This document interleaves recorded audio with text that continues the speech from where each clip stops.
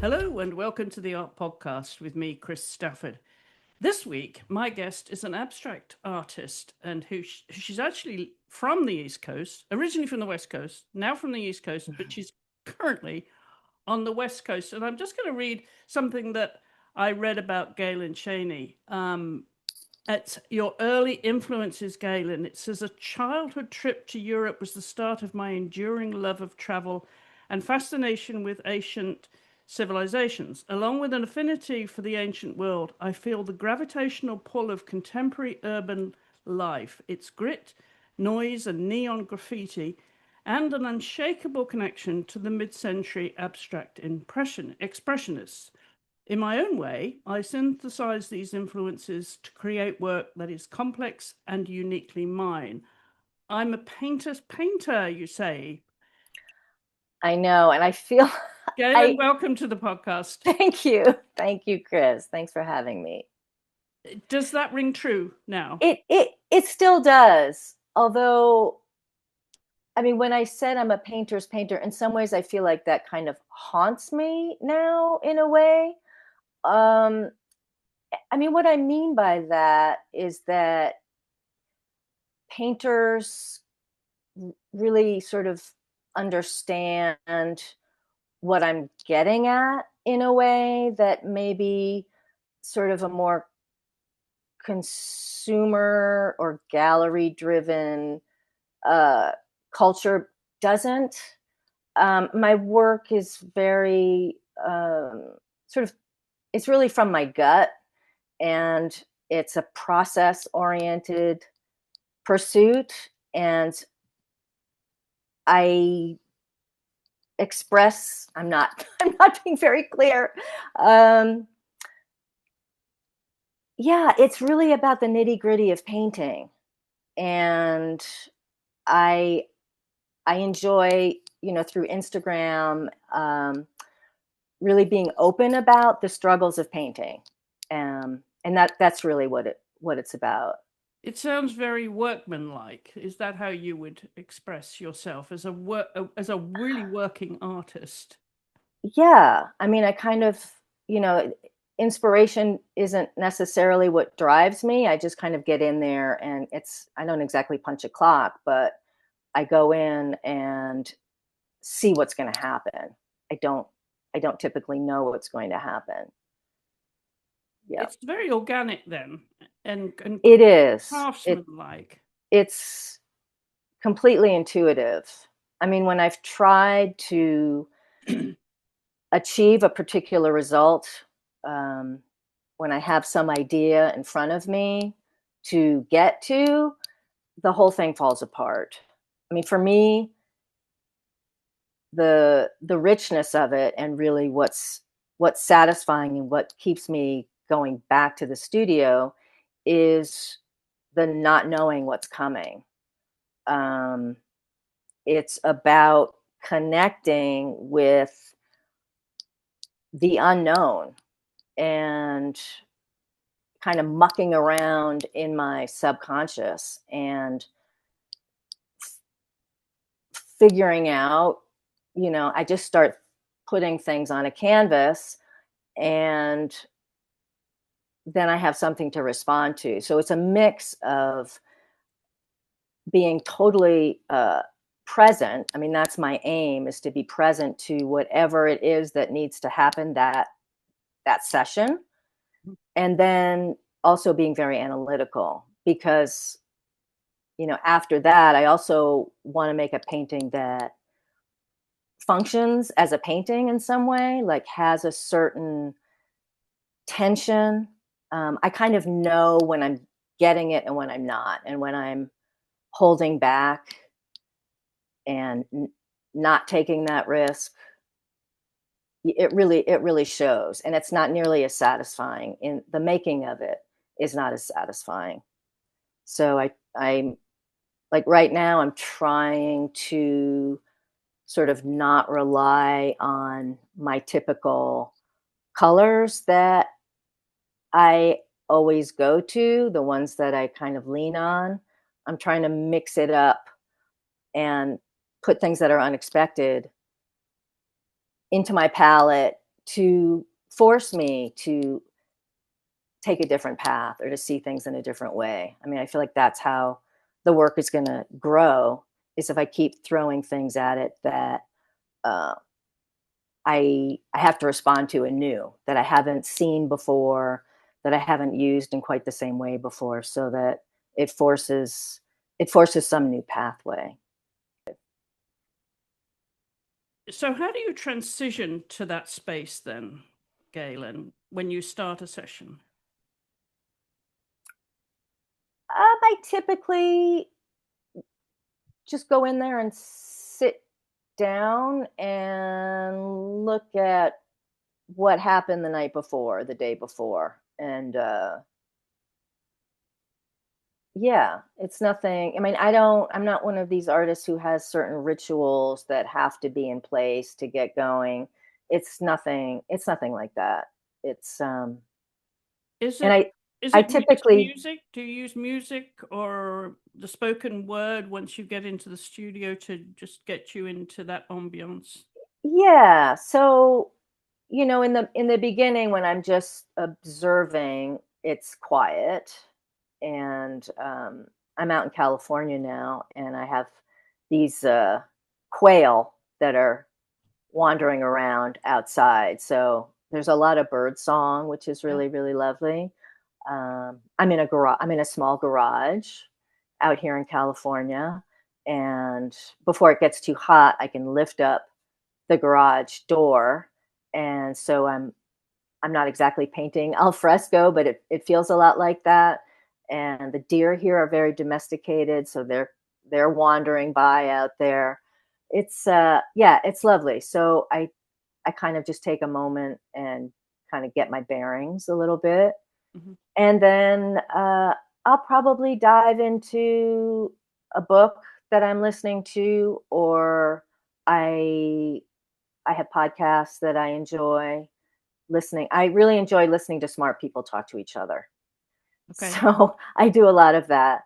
And it's very companionable. And so I feel like I'm not entirely alone out there. Yeah. Now you're in California just for a certain period. What was the purpose of you going out to California? Because you live in North Adams, Massachusetts, right? You're a West Right. Coast girl now. What brought you out to California for? Right. So I had a plan to be in Newfoundland at a residency for the entire year. And there was an issue with paperwork at the border, and short story, we had to turn around. And so that plan was scrapped. And we had rented out our house for the year in North Adams. So we couldn't go home. So my husband's mother lives out here in Northern California. And we did the winter in Vermont, which was lovely. And now we're out here probably until November.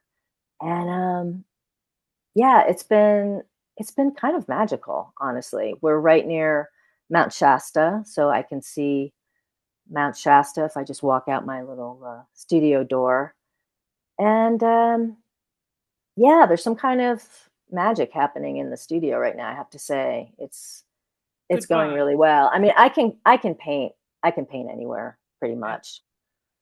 So good vibes then. Very good vibes. And Yeah, you're originally you're born in Northridge, California. That's a different part to where you are now. yeah, that's How basically part of LA. how long was it before you moved east then? What age were you? Oh gosh, I was before I was 3. Okay. And So, my family's been in New England since, the Mayflower. So we are New Englanders for generations.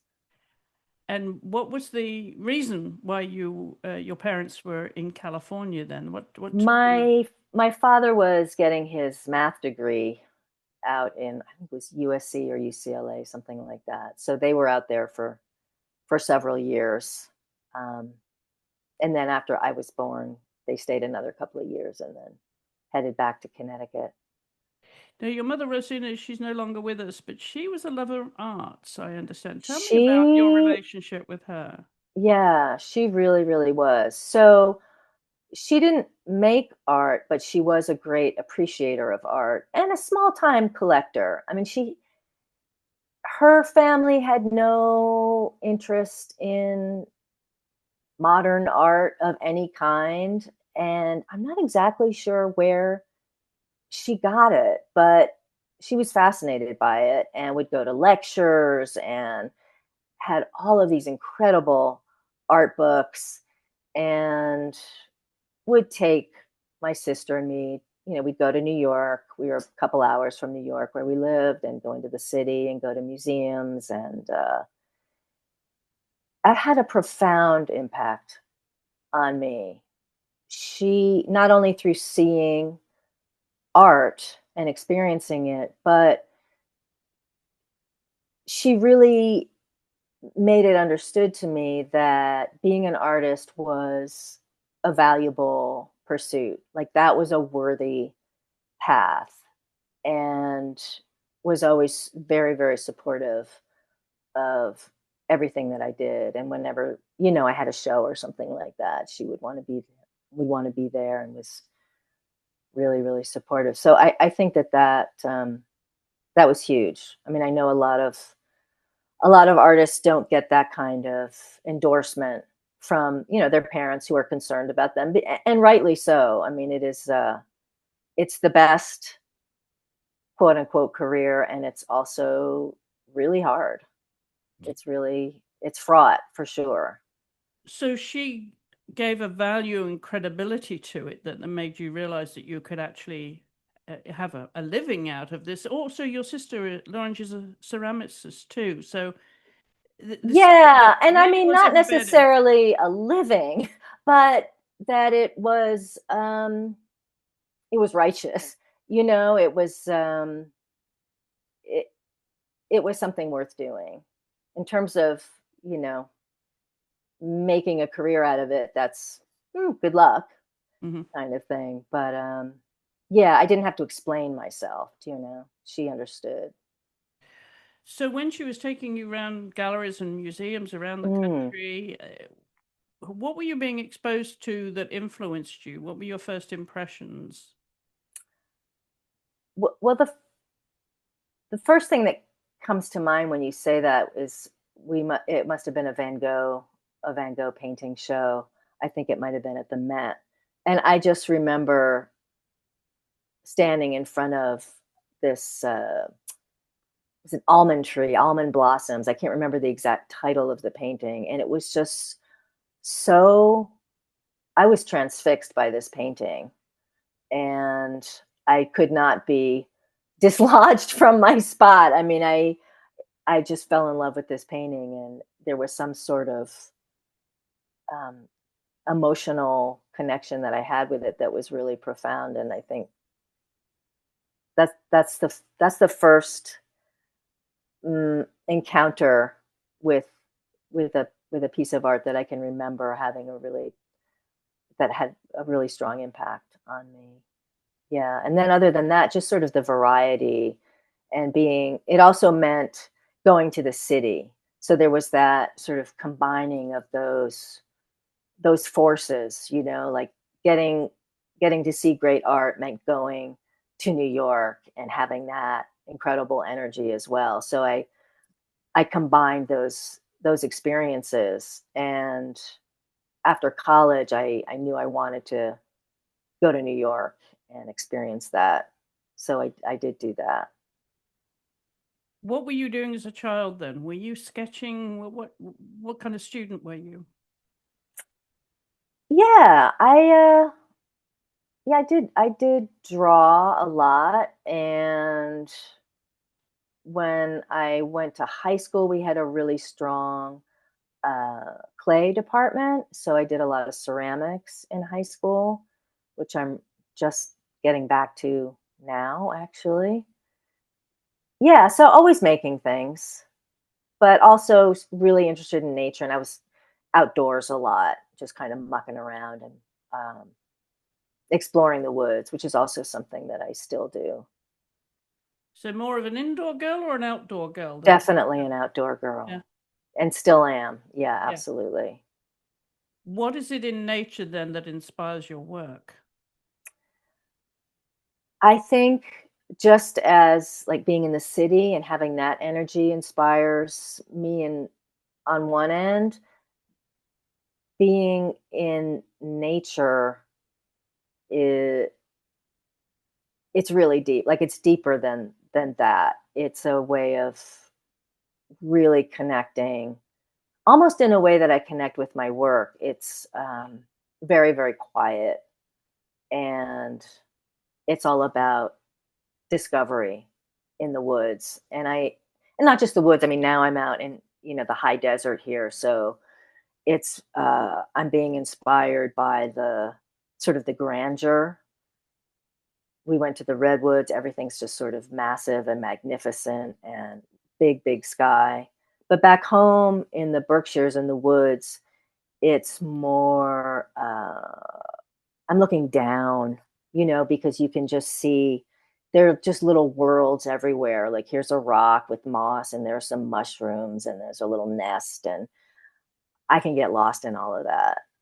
So it's just, it's kind of a meditation. It's a way of clearing my mind. So when you were in high school then, how was the art shaping your pathway to the future? And was it always going to be art?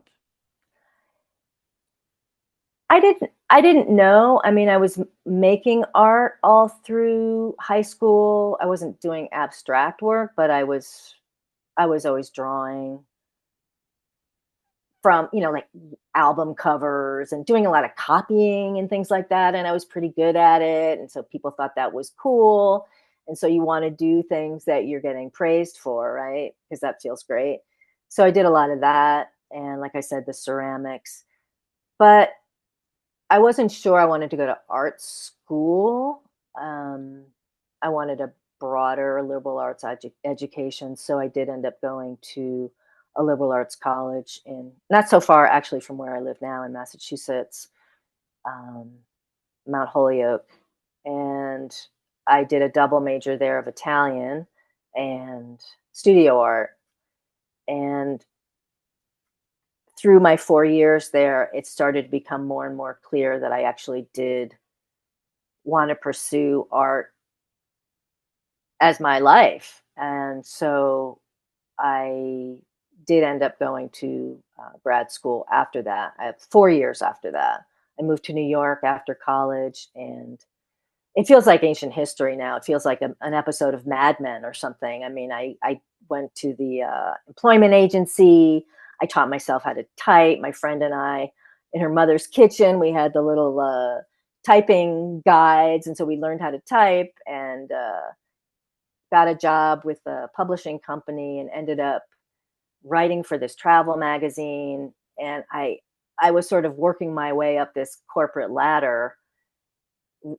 And at a certain point I realized that, well, sort of 3 years in, I was like, this is not what I want to be doing. I mean, I was doing drawing at the same time and connecting with some artists, but I was kind of getting caught up in this corporate world, which just really did not feel right.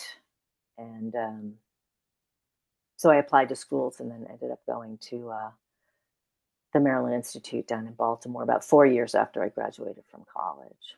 Okay, so you had that period in between, and how did that imprint you then in terms of all the things that you're learning in Maryland, and that that would have exposed you to a lot of different genres, I'm sure. Where did you pick along the way the your style or your intentions at that point? Yeah. So the program was very open. It was it was called Mount Royal, and we were encouraged to. It wasn't specifically a painting program. It was uh, anything you want to pursue. So some people were doing more sculptural work. Some people were doing strictly painting. I was really just doing 2D work, painting and works on paper.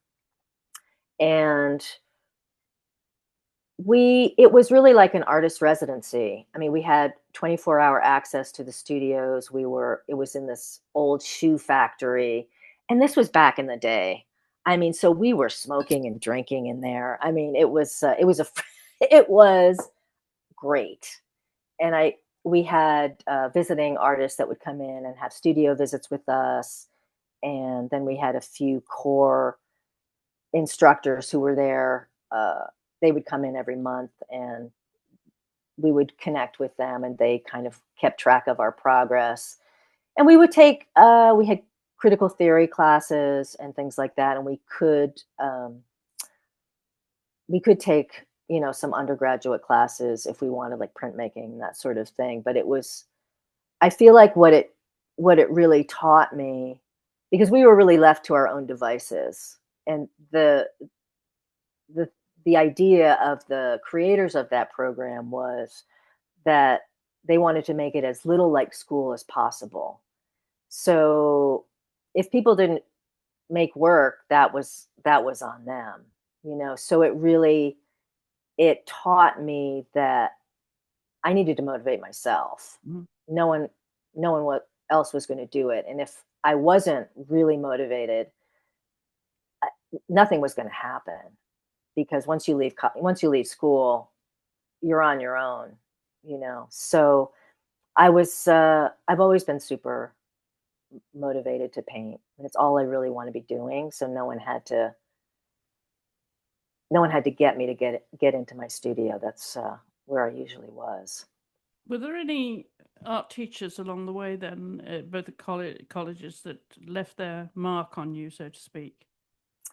Yeah, so I would say the main person who did that was Hermine Ford, who was she was one of the people who we all met with for several days every month. And that was a really strong connection. And I had some critiques also with Sal Scarpita. He was an arte povera artist. He was tricky, because I know he was a bit of a male chauvinist. Honestly, I don't think he took the women as seriously as he should have taken them. Um, and I had some critiques with Grace Hardigan, who was I she's huge, right? I didn't But really yes, not understand. to name drop, but you were very lucky to have Yeah, that encounter. yeah. I didn't really even understand who she was at that time. I did not. I didn't understand how huge she was in What the was she doing? history. Where was she living? She was the director of the Hofburger School, Okay. which was another department in the master's program at MICA.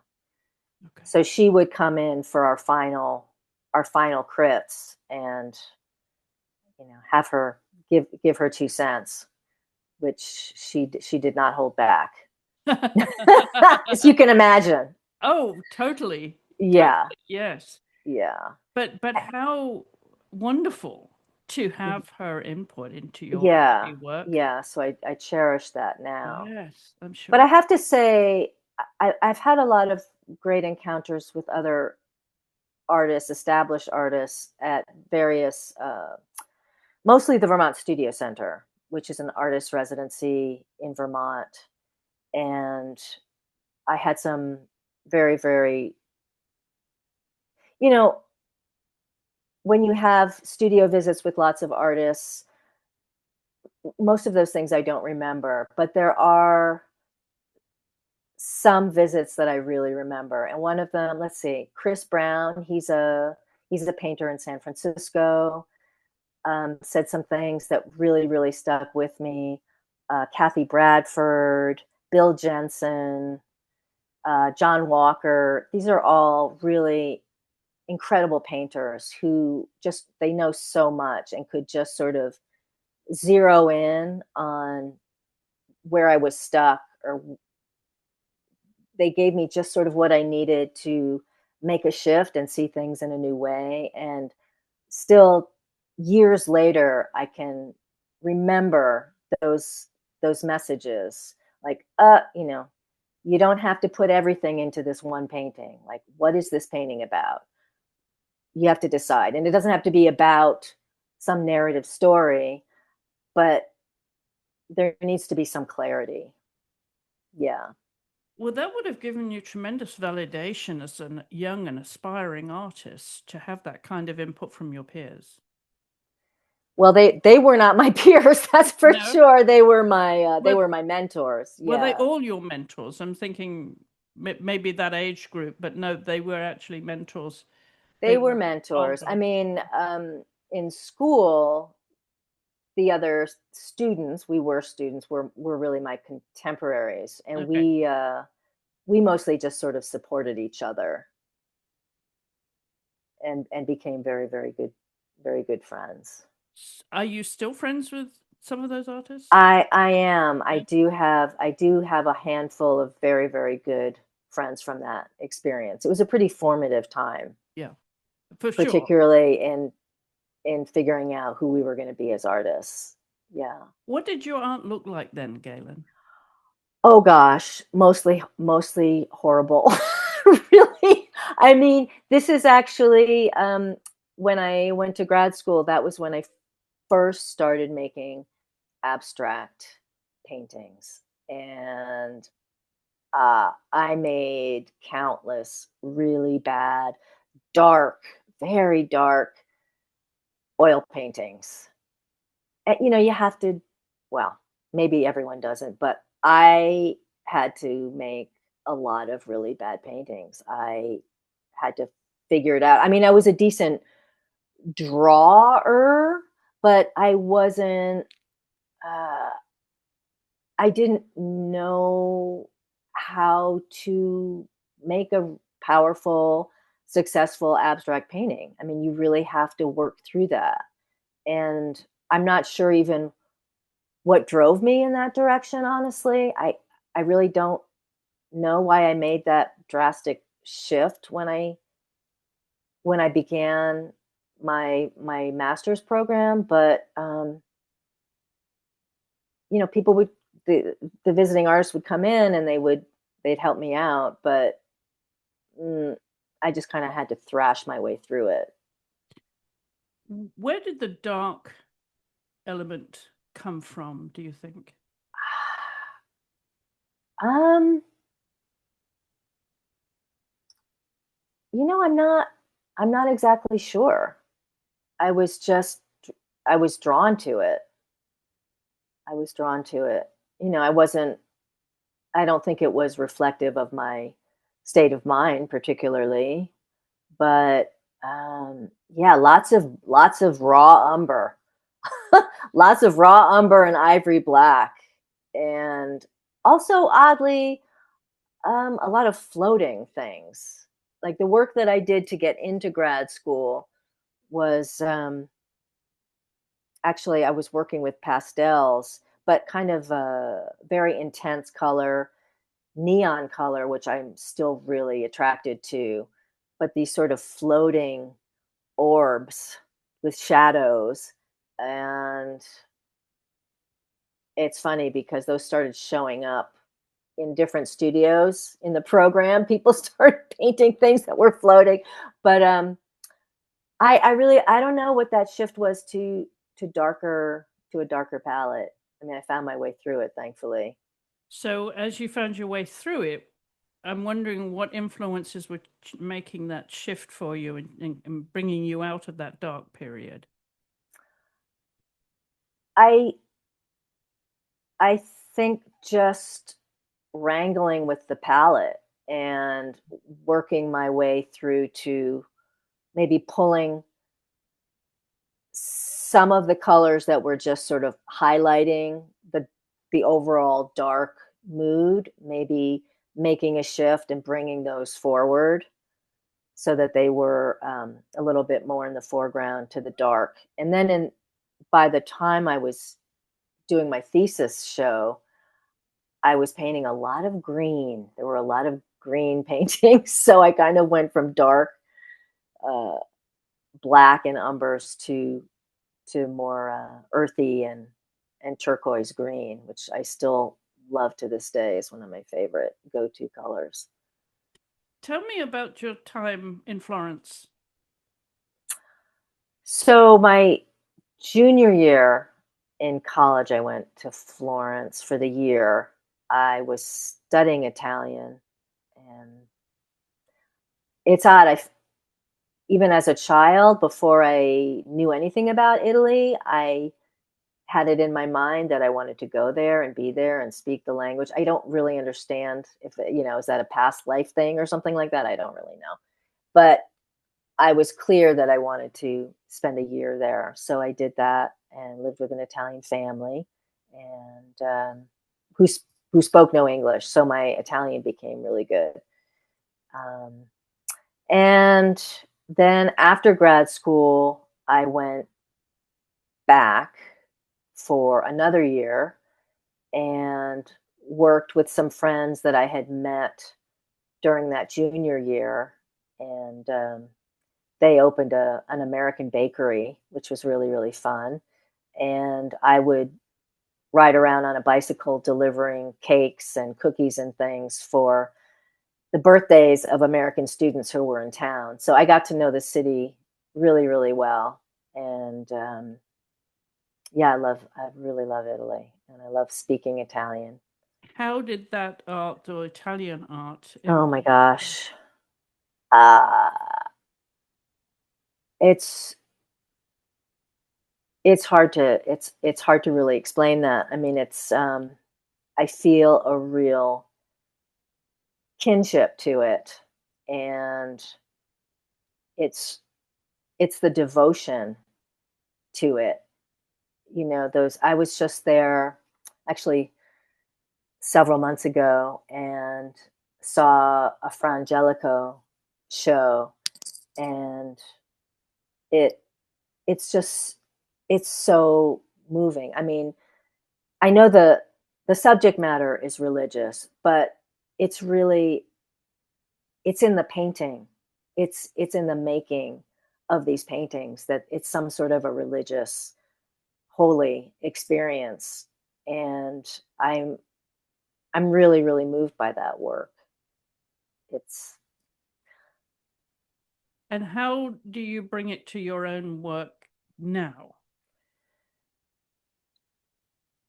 well, I don't know. I guess obviously I'm not painting Madonnas. Uh, you know, um, I don't know. Um, it's just sort of, I guess I just carry it somewhere Mm. inside of me. And I will periodically just, look through books and it's just very inspiring, I guess. Mm. And the paintings are incredible and the palette, it's just that show that I just saw really, really blew my mind. And yeah, I'll go back and look at pictures that I took and say, wow, that red next to that blue, that was really daring. Very, very contemporary feeling. Hmm. Really, really bold, even though, again, the subject matter prescribed by the Catholic Church, but the he was doing everything he could to to really push those paintings within that framework. So I When guess did in some ways that's what I'm trying to do as well. Just when really, did really you push it. when did you start selling your own work? Ah, maybe probably when I was in Oregon. I feel like maybe that was when I moved after I came back from Italy. I went back to Vermont, and then I moved to Oregon, Portland, Oregon, and had a gallery there. And that's probably when I first started selling my paintings. Yeah. And you were doing massage therapy there. You went to Healing Arts School. Tell us about I that. did. I did. So, I mean, at that point, I understood, okay, this is what you're doing. You're going to do this painting thing. And I wanted to live in Vermont. My parents had a house there and I spent my summers there, and I was just in love with the place and knew that I wanted to go back there. But I also needed work that was going to sustain me and allow me to keep painting and not take up 80 hours a week. So I was in Portland, Oregon, and there was a really good massage school there. So I decided that I would pursue that, and I got my certification there and moved back to Vermont and worked at a spa, met the man who is now my husband, and then had my own practice. And it was actually really perfect for me because I ended up having my art studio in my house and a little separate building for my massage practice, and clients would come. And, painting is a very, very solitary pursuit, which really my personality is suited to that, absolutely. But you need to connect with people. So I had fantastic regular clients and had really nice relationships with them. So it just was a healthy balance. And I was able to make a good living doing that. So not relying on selling my work, which is tricky. It's Yeah, you just don't know when you're going to make a sale. took the pressure off you as an It took artist. the absolutely, yeah, it took the Yeah. pressure off. What year would that have been when you moved back east and settled into your life now?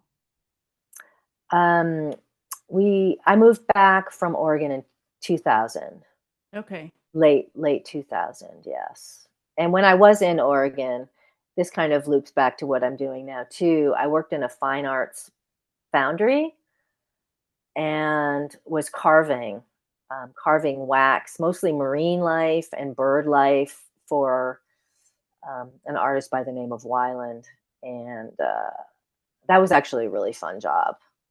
So that was while I was doing massage school, I was working carving in this foundry.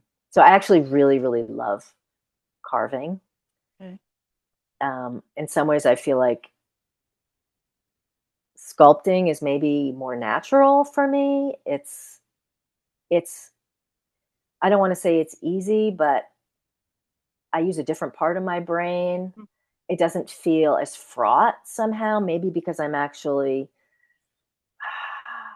physically in 3 dimensions making something. There's something about that flat canvas that is really intimidating. Still, it's doesn't it gets easier in some ways because I know I'm going to find my way through it.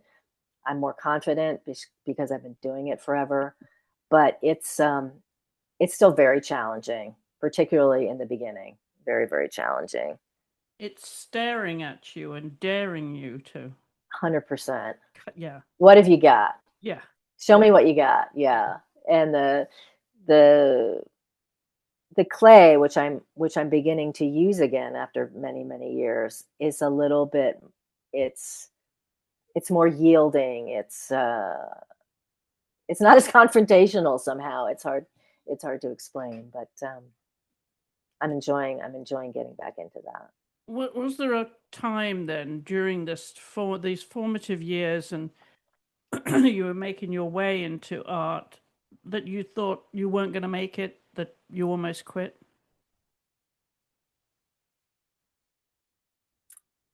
I don't think so. No? You thought you could make a living out of it? I don't think so. I mean, this whole idea of making a living is really hard. I mean, there's sort of, and I feel like sometimes like my studio practice, my pursuit as an artist is it feels not in opposition to, but that like this whole art world thing is talk about fraud. I mean, there's the art world of my artist friend community, which I really, really treasure and value. And for me, in some ways, that really is my art world. And then I do have some champions out there who really believe in my work. Um, I recently joined the Nick Ryan Gallery out in Boulder, and he's fantastic. And I have some independent art dealers who really fight for me and believe in my work. But it's there's this whole sort of competitive side to the art world, because there are a lot of artists and some sort of coveted spots and grants and things like that. And that's that's the less fun part. I think recognition and validation is a big deal for an artist. And I think that getting it, whether it's, being awarded a residency or a grant, or even selling your work,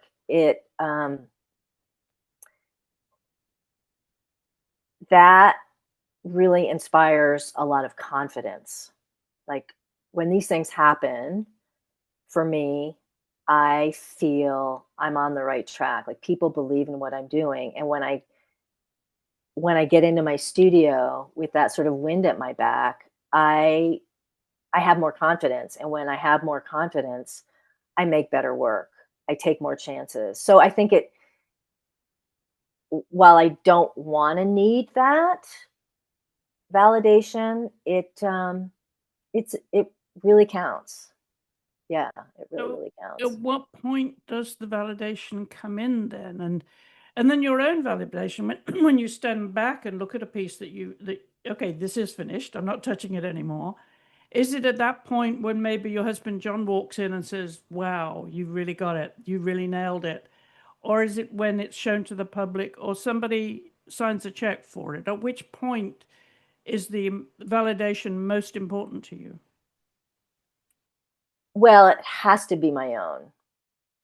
I mean, at first, right? Because even if someone else is saying, "Oh, that's fantastic," I know if it's getting to the place that it needs to be as successful as possible. So I'm the first arbiter of that. But then once it's out there, then yeah, I mean, other artists, I really appreciate their feedback. And to sell a painting, that's fantastic to have it, in a show. My husband, yeah, he's got a really good eye, and sometimes it's annoying. It's annoying when I like something that I'm making, and he's like, because ultimately he's always right. It's like, damn. But when he comes in and says, "Yeah, I really like where that's going," I'm like, "Yeah, I do too." So he's a very good set of eyes. So he will critique it for you and you'll get some feedback. Yes. Yeah. Yeah. Now, how about your dad, Marvin, who's now Mm, 93, and I understand he's still walking in the golf course, yes, which is he's my awesome. And he's my how, idol. I love that yeah, then that you have that wonderful relationship with him. But I'm curious as to how he responds to your art now and how your art has emerged over the years as he would have watched it transition. Yeah. Well, so I mean, to go way back, he was not totally on board with the art, because it's not his realm, and I think, as many parents are, was concerned that I would struggle, which I have and I do. It's a worthy struggle, but I think now he is just, I don't know if he really quote unquote understands my work, but it's all over his house. And he's just really, he's proud. He's proud of his kid, whenever I send him a show notice or something like that. He really expresses how proud he is of what I have achieved in my art life, which is great. Do you feel you're at a stage in your artistic career then where you want to be, or is there somewhere else Oh you goodness, go? no. No? But you know, the bar just keeps it keeps rising, right? I mean, if I thought about, you know, where I am now, if I, 30 years ago or whatever, I would be like, "Oh yeah, you're doing pretty well." But yeah, I have goals. I have goals. What do they But look like? well, I mean, I'm working on getting it really clear about what my vision is for my art career. I mean, it's about time, right? Because I've been at it for a long, long time. Um, I mean, my first goal is to be the best painter that I can possibly be, and I want every painting I make to surprise me in some way, and to be always moving forward. Because I don't have any kind of formula or idea of what I'm doing before I go into a painting, every single painting is its own entity. I mean, there are definitely connections, uh, and I move through ideas very organically. But yeah, so that's first and foremost, is to be making the strongest work that I can possibly make, and the most honest and authentic to me. And you know, I would I would love to have a museum show. I would love to have a painting acquired by a museum. Um, I would like to travel more with my work, but I'm not super disciplined, honestly, in pursuing some of those opportunities because I'm addicted to painting, and all I want to do is be in there making things. So, being on the computer, filling out applications, my website needs updating and all of these kinds of things. I'm not super disciplined around doing all of that. But I do, I believe in my work. I really do. Um, you know, when I went to school, the idea of an art career, like that was almost, you didn't talk about things like Mm. that. You didn't talk about galleries. You didn't talk about the art world or a career that was verboten. It was like the purity of painting. I mean, they were old. The directors of the program, they were, this was late 80s, 1990, and they were already, in their 70s at that point. And so they were sort of a different era, when you just made the best work, and of course they were men, and things just fell into place. And so I think people going to school now, you get uh, you know courses in how to market your work and how to build a career. you know all of those kinds of things were not present when I was in school. And it was really just sort of this romantic, you know, painting in the garret kind of atmosphere, which was fantastic. And I made a lot of work, and I learned a lot, and set me on a course for being um, self driven and sustaining myself in the studio and in my work. But in terms of yeah, finding a gallery and all that kind of thing, I really had to find my own way. Mhm. Tell me about I mean, your ambitions now are to explore new mediums. Tell me where you feel like you're going with this now. Is it more into the 3D than the painting? I wouldn't say it's more. I mean, but I'm really, really excited about it. and I'm going to be interested in seeing how the painting impacts the sculpture and vice versa. Right now, the way I'm making these clay pieces is I'm rolling slabs out and cutting them up and joining them together. And that it's reminiscent of the work that I do that's sort of these woven paintings, which I'm not doing in this moment. I'm doing just sort of standard oil on stretch canvas paintings, but I have done and will do again these kind of tapestry works that are not stretched. They're just free hanging pieces that are collaged together, pieces of old paintings that I rip up and weave back together. So it's the technique of the clay pieces that I'm making is reminding me of that other more sort of almost 3D painting work that I often do. So they're not completely separate. So I'm really interested in paying attention to if these things are going to kind of meet in the middle. I'm not exactly sure. The clay is very, I'm not really composing it. It's really right now I'm paying attention to the material itself, and it's very physical, and I'm not drawing so much as I do in my painting. So we'll see.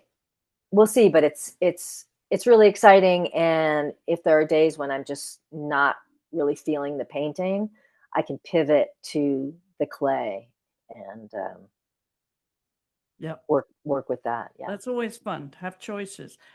Now, where does music fit into your life? Are you musical in any way?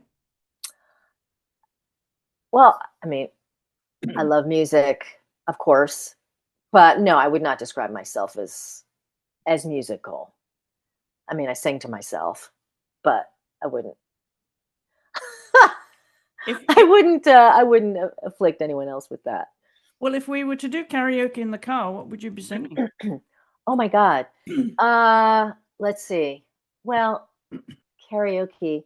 I do really love women's voices, so who doesn't love Adele? Okay. All right. Yeah, Adele, Brandy Carlisle. Oh, Brandy Carlisle fan. We've got a Yeah. few artists on that have been on Oh, the is that show. right? A Yeah, she's big Brandy fantastic. fan. Yep.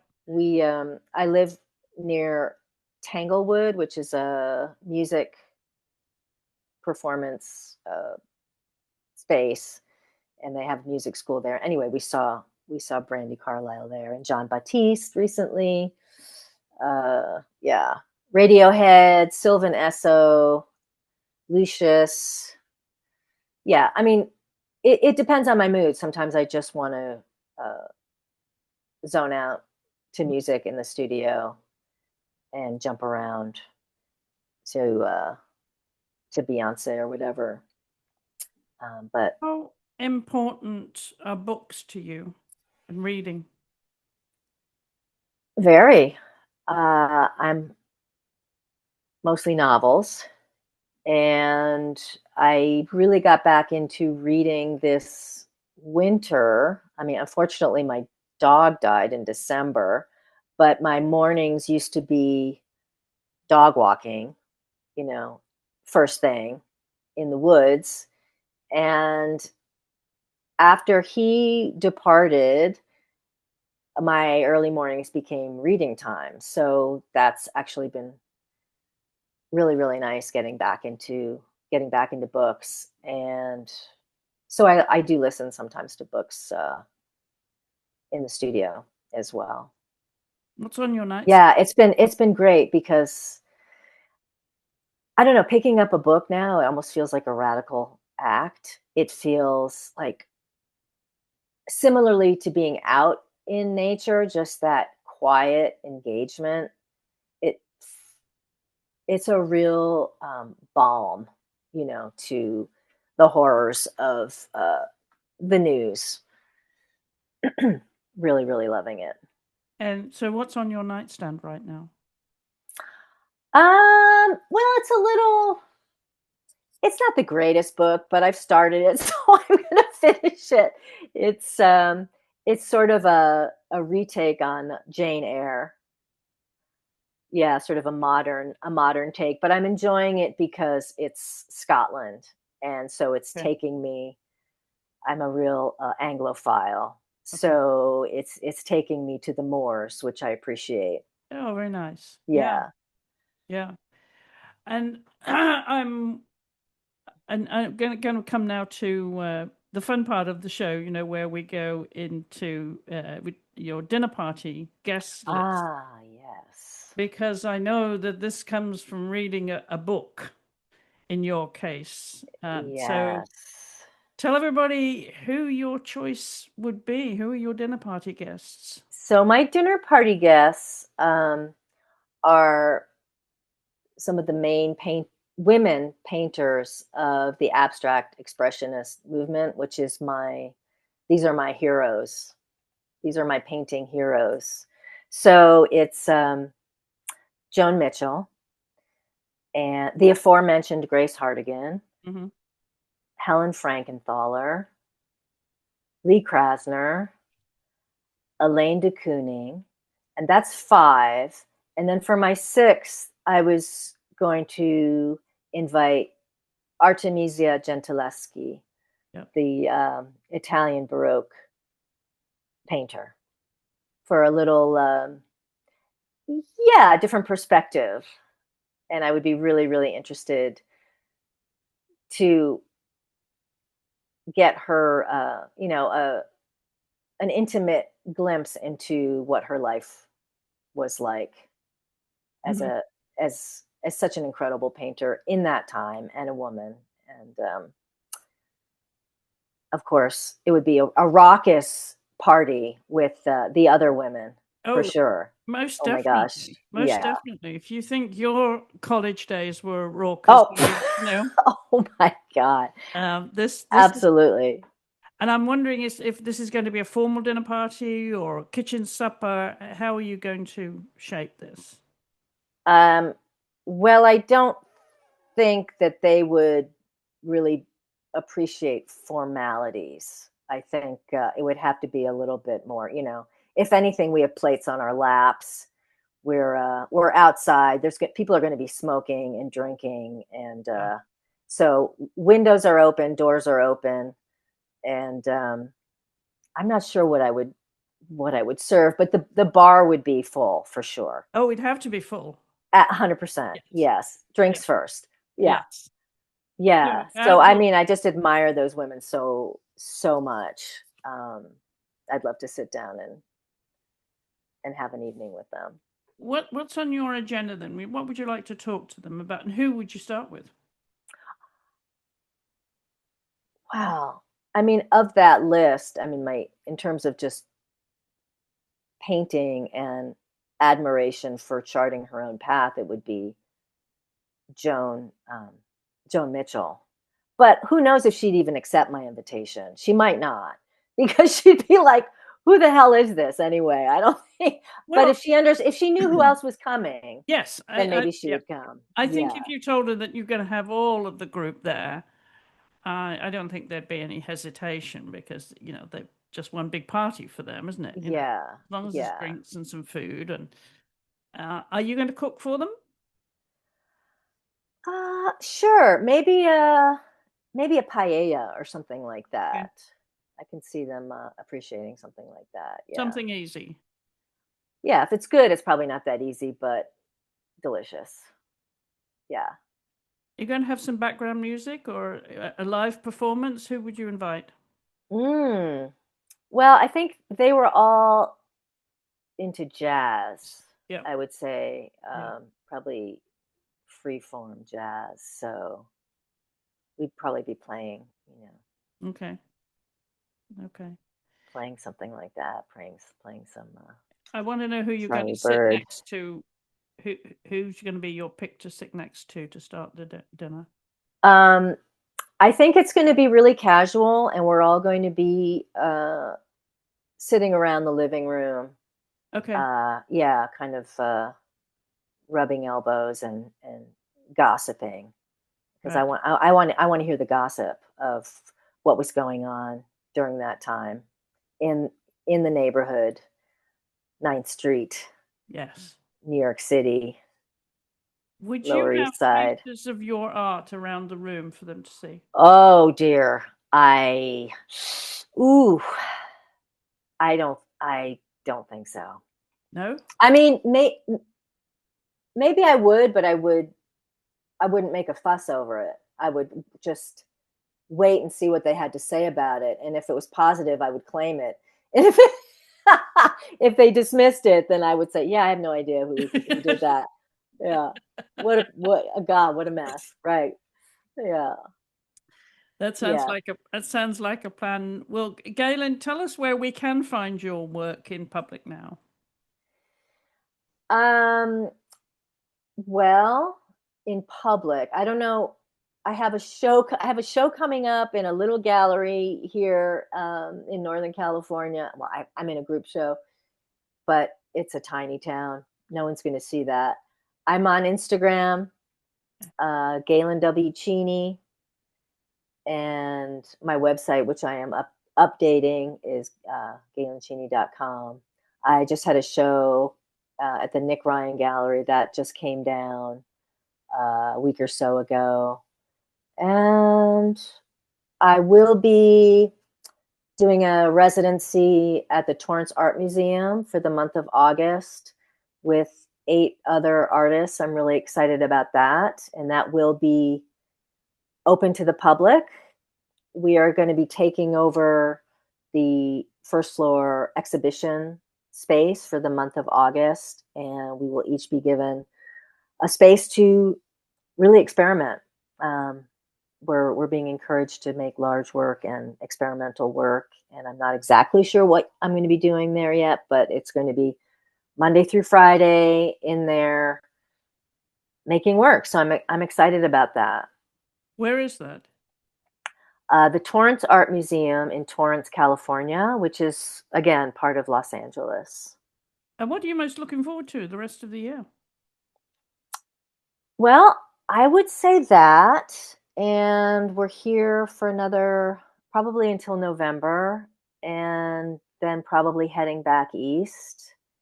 And we'll see. We'll see what comes up. Things always do, I keep making work and opportunities present themselves. So just staying open to what that next opportunity is. Any travel plans to go back to Italy?